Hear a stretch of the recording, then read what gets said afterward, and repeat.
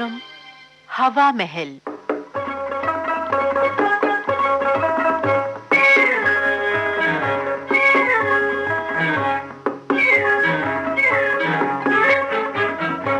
हवा महल में आइए आज सुनते हैं नाटिका एक और सच। लेखिका वीणा काबरा, निर्देशिका अनुराधा शर्मा।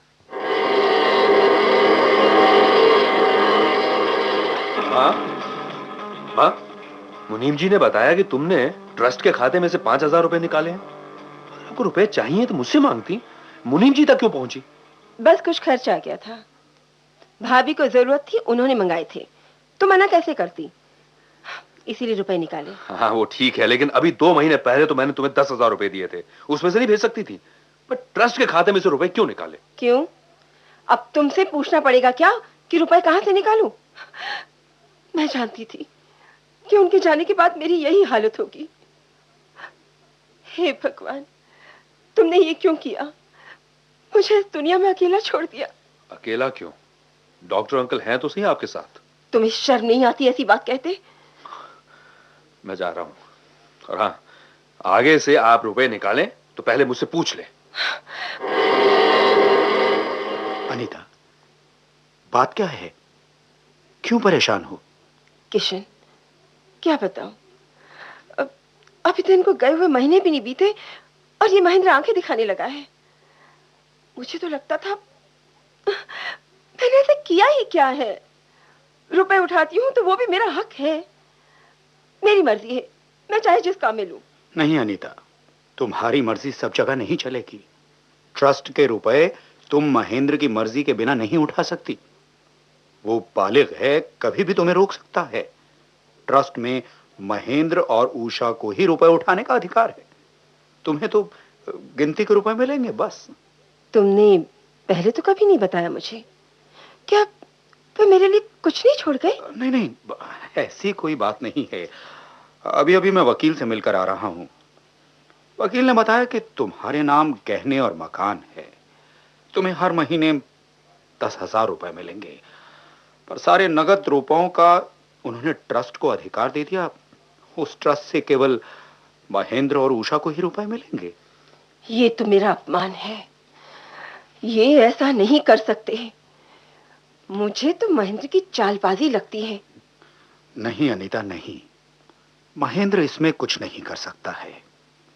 तुम्हारी खर्चीली आदत के कारण ही तुम्हारे पति ने तुम्हें ये सजा दी है। और अब तो महेंद्र दफ्तर का काम काज देखने लग गया है, तो उसको भी पूरी जानकारी हो गई है। अच्छा, तो ये बात है, लेकिन ये तो बहुत बुरा हुआ। मुझे तो लगता था कि अब हम दोनों के बीच कोई नहीं आएगा। तुम काम करो या ना करो, पैसे की तकलीफ ही नहीं आएगी। पर अब क्या होगा? सोचेंगे, कुछ ना कुछ उपाय तो निकालना ही पड़ेगा। क्यों ना वही तरकीब अपनाई जाए? ठहरो, थोड़ा सा संभल कर, कहीं हमारे लिए खतरा ना हो जाए। तुम शांति रखो, थोड़े दिन सब ठीक हो जाएगा। उषा, बैठो, तुमसे कुछ बात करनी है। बोलो भैया, कोई खास बात है क्या? अरे, बड़े परेशान से नजर आ रहे हो। हाँ उषा, मुझे माँ और डॉक्टर अंकल के तौर तरीके कुछ जम नहीं रहे हैं। पता नहीं क्यों मेरे मन में अजीब सी शंकाएं उठती रहती। भैया, डॉक्टर अंकल तो इतने अच्छे हैं, आपको जरूर कोई गलतफहमी हो गई है। और माँ भी हमारे साथ गलत व्यवहार क्यों करेंगी? कम ऑन भैया, तुम बेकार की बातें मत सोचा करो। उषा नहीं, ये गलतफहमी नहीं है। तो तुम एक काम करना, क्या? जब भी घर में रहो इन दोनों की बातों को ध्यान से सुनना और इन पर नजर भी रखना। अच्छा? ठीक है भैया, जैसा आप कहें।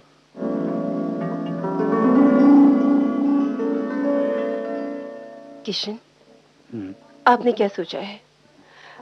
आखिर इस महेंद्र का रौब मैं कब तक सहन करती रहूंगी? अनीता, जल्दबाजी में हमेशा गड़बड़ होती है। तुम शांति रखो, धीरे धीरे सब ठीक हो जाएगा। तुम्हारे इस धीरज ने तो मुझे पागल कर दिया है। कल भी महेंद्र आया था, मेरे मुंह पर 10,000 रुपए मारते हुए बोला कि आगे से इससे ज्यादा मत खर्च करिए, नहीं तो आपको ही तकलीफ होगी। बताओ, तुम्हें बताओ, जिसको अपने हाथों से पाला, उनसे ये बातें सुनी। मैंने इन बच्चों के साथ कभी भी बुरा व्यवहार नहीं किया, भले इनके पिता मुझे पसंद थे या नहीं। ठीक है अनीता, कल से हम अपनी योजना शुरू करते हैं। पर देखो, किसी को शक ना होने पाए। तुम अपना व्यवहार मत बदलना। अब महेंद्र को बिल्कुल महसूस मत होने देना कि तुम उससे नाराज हो, नहीं तो सारी बात उल्टी पड़ जाएगी।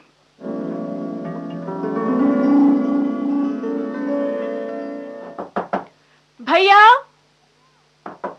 भैया, भैया 10 बज गए हैं, उठते क्यों नहीं? दरवाजा खोलो भैया। माँ, रामदीन, माँ, माँ देखो ना, अभी तक भैया उठे नहीं। मैं कब से दरवाजा खटखटा रही हूँ तो भी खोल नहीं रहे हैं। अब बिटिया रुको, हम दरवाजा ऊपर से खोलते हैं।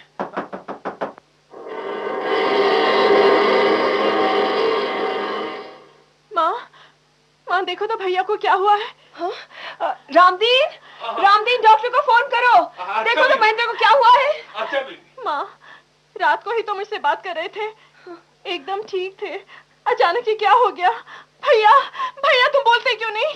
भैया, डॉक्टर साहब। Sorry Anita, Mahendra is no more. नहीं, नहीं डॉक्टर साहब, ये नहीं हो सकता। भैया!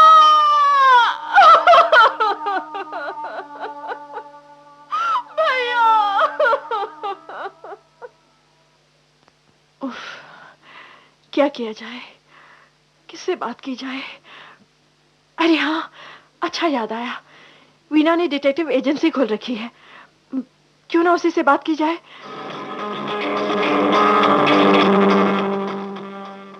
हेलो वीना। हेलो उषा, कहो क्या बात है, क्यों परेशान हो? भाई बैठने तो दो मुझे, फिर बताती हूँ। हाँ हाँ, आओ ना, इधर बैठो।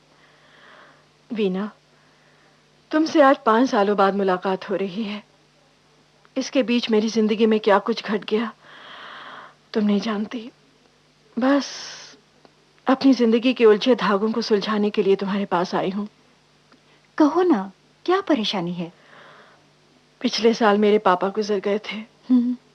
तुम तो जानती हो कि मेरी माँ सौतेली है, पर आज तक हम सबकी आपस में अच्छी तरह बनती रही, किसी को किसी से कोई शिकायत नहीं थी। पर पिछले ही महीने मेरे भाई भी पापा ही की तरह हार्ट अटैक से चले गए। माय गॉड, क्या कह रही हो? मुझे तो खबर ही नहीं मिली। कौन बताता, हम तो मिले ही नहीं ना। और मेरा भाई मुझसे उम्र में काफी छोटा था, और उसे ऐसी कोई आदतें भी नहीं थी कि वो दिल का मरीज हो। वीना, जानती हो, उसकी मौत के करीब 8 दिन बाद डॉक्टर अंकल और माँ को मैंने कमरे में बातचीत करते हुए सुना। अनीता, तुम ये ठीक नहीं कर रही हो। जरूरत से ज्यादा हाथ फैलाना अच्छा नहीं है। किशन, तुमने अगर अब मेरी बात नहीं मानी तो मैं तुम्हारा भांडा फोड़ दूंगी। अनीता, मुझे तो कुछ नहीं होगा, तुम ही फंसोगे। माना कि तुमने मेरे कहने पर ये सब कुछ किया, पर उसका सबूत क्या है? अनीता, हमारे कदम बड़े गलत रास्ते पर चल चुके हैं। माना कि अब लौटना संभव नहीं है, पर अब भी अगर हम संभल जाएं तो बात थकी रहेगी। मेरा मन अब और आगे कुछ करने की गवाही नहीं देता है अनीता। क्या क्या यही सोचकर तुमने मुझे सुरेश से शादी करने पर मजबूर किया था? आज आज जब मैं पूरी तरह तुम्हारी हो जाना चाहती हूँ तो तुम ही पीछे हट रहे हो। अब तो राह का कांटा सिर्फ उषा ही है। उसका पत्ता साफ करना तो अपने बाएं हाथ का खेल है। अच्छा भाई, अब आपसे प्यार किया है तो ये भी करना ही पड़ेगा। वीना, अब तू ही बता मैं क्या करूं। मुझे तो लगता है कि इन दोनों ने ही मिलकर पापा और भैया को मौत के घाट पहुंचाया है। वैसे वैसे डॉक्टर ने इनकी मौत का कारण दिल का दौरा बताया है, लेकिन इन दोनों के व्यवहार से साफ जाहिर होने लगा है कि उनकी आंखें पिताजी की संपत्ति पर हैं। पर तुम्हारी माँ को तो कोई कमी नहीं थी। वो ऐसा क्यों करने लगी? क्योंकि पिताजी ने सारी संपत्ति हम दोनों के नाम लिखकर माँ को सिर्फ ट्रस्टी बना दिया था। ओह, और इसके लिए उन्हें उनके जीवित रहने तक हर महीने कुछ रकम मिलती। पर माँ के मिलने जुलने वालों को पिताजी बिल्कुल पसंद नहीं करते थे। खासकर डॉक्टर अंकल की तो वे शक्ल भी नहीं देखना चाहते थे। पर क्यों? पहले तो मैं भी यही सोचती थी और पिताजी को हमेशा गलत समझती थी। पर वीना, अब जो बातें सामने आई हैं उससे लगता है कि पिताजी सही थे। वीना, अब तो मुझे मेरी जिंदगी भी खतरे में लगती है। अब तेरी मदद की जरूरत है। तू ही कुछ ऐसा कर जिससे हम पुलिस तक सबूत के साथ पहुंच सकें। उषा, धीरज रखो। काम तो तेरा जरूर होगा, पर इसमें समय लगेगा। सोचना पड़ेगा कि कैसे किया जाए। तुम बिल्कुल निश्चिंत रहो, पर आंख और कान खुले रखना, ठीक है? कल मैं तुम्हारे घर आती हूँ। ओके। अरे वीना, तुम भाई कैसी हो? कहो कैसे आना हुआ? मम्मी, ये है मेरी पुरानी सहेली वीना। नमस्ते आंटी। खुश रहो बेटी। तुम लोग बातें करो, मैं चाय ले आती हूँ। हाँ? उषा, कैसी हो? तुम्हारे शहर में आई थी तो सोचा चलो तुमसे ही मिल लिया जाए। बड़ा अच्छा किया। कितना अच्छा लगता है ना इतने बरसों के बाद मिलने पर। वैसे क्या कर रही हो आजकल? तुम्हारे शहर की एक कंपनी में नौकरी मिली है। अच्छा? अभी तो होटल में ठहरी हूँ। घर की तलाश है, देखो कब मिलता है। लो भाई, चाय आ गई। ये लो, चाय पियो। तुम घर की क्या बात कर रही थी? कुछ खास नहीं आंटी, मेरा ना यहाँ तबादला हो गया है, जरा घर की तलाश है। अरे तो इसमें चिंता की क्या बात है? ये इतना बड़ा घर किस काम का? जब तक तुम्हारी मर्जी हो यहाँ रहो, जिस दिन मन न लगे चली जाना। नहीं आंटी, ऐसा कैसे हो सकता है? अरे हाँ वीना, माँ एकदम ठीक कह रही है। मेरे लिए भी तो कंपनी हो जाएगी। ठीक है भाई। आंटी, लाइए मैं चाय बना देती हूँ। रहने दो भाई, आज तुम बना दोगी, पर कल तो मुझे बनानी है। तुम बाहर बैठकर टीवी देखो, मैं अभी चाय ले आती हूँ। उषा, कुछ गड़बड़ है। क्या? इस चाय को मत पीना, अपने कमरे में ले जाना। ठीक है। लो भाई, चाय आ गई। ये लो उषा, ये है तुम्हारी चाय। लो पकड़ो। लाइए मम्मी, ये मैं अपने कमरे में ले जाती हूँ, मुझे थोड़ा सा काम है। आंटी, मैं भी अपने कमरे में जाती हूँ। उषा, दोनों चाय को अलग अलग बोतलों में डाल दो, अब प्रयोगशाला में जाना है। ठीक है, पता तो चले क्या गड़बड़ है। उषा, देखा ना, मेरा शक सही निकला। इसमें एक ऐसी दवा मिलाई जाती थी जो धीरे धीरे इंसान का दिल कमजोर कर देती थी। Oh my God! ये प्रयोग अब तेरे साथ भी शुरू हो गया था। अब इसी रिपोर्ट के साथ हम पुलिस के पास जाएंगे और तुम्हारे पिता और भाई की पुरानी फाइल खुलवाएंगे। हाँ, बिल्कुल ठीक। मम्मी, मैंने नहीं सोचा था कि माँ के इस चेहरे के पीछे एक हत्यारिन का चेहरा छिपा है। नहीं नहीं, मैंने कुछ नहीं किया। ये तो किशन ने मेरा दिमाग खराब कर दिया था। बता कोई औरत ऐसा कर सकती है? देख, मुझे माफ कर दे बेटी, मुझे माफ कर दे। श्रीमती अनीता सेठी, अब आप अदालत ही में माफी मांगे तो अच्छा रहेगा। चलिए। एक और सच, वीना काबरा की लिखी ये नाटिका अभी आपने सुनी। इसमें भाग लेने वाले कलाकार थे गीता खन्ना, ज्योति शर्मा, प्रीति शर्मा, किशोर कपूर और नरेश सूरी। प्रस्तुति सहायक कब्बन मिर्जा, प्रस्तुतकर्ता अनुराधा शर्मा। अब आज का हवा महल कार्यक्रम समाप्त हुआ।